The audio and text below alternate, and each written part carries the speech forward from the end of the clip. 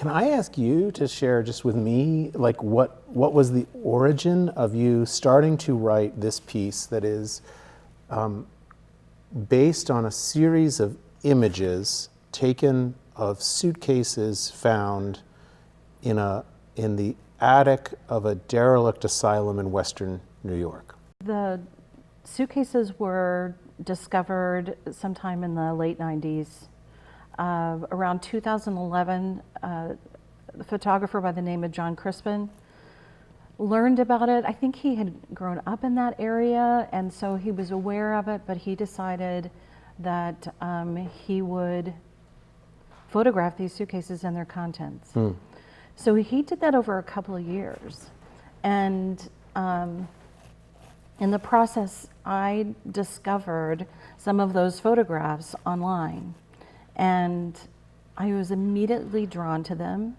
I was immediately, like, my mind was flooded with stories. And I thought, oh, I want to write songs for each one of these suitcases.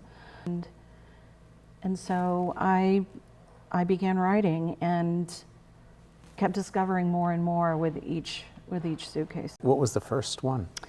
The first one that I wrote was Phantoms. It was the first one.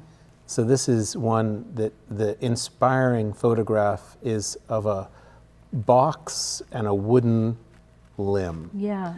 Which And was so, from that, you have evolved a character of a World War I veteran.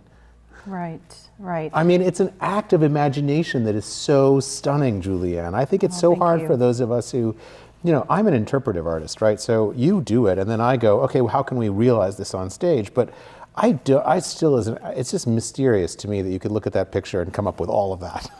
So basically, every time I looked at a suitcase, my biggest inspiration was the items and then the time period in which they were admitted.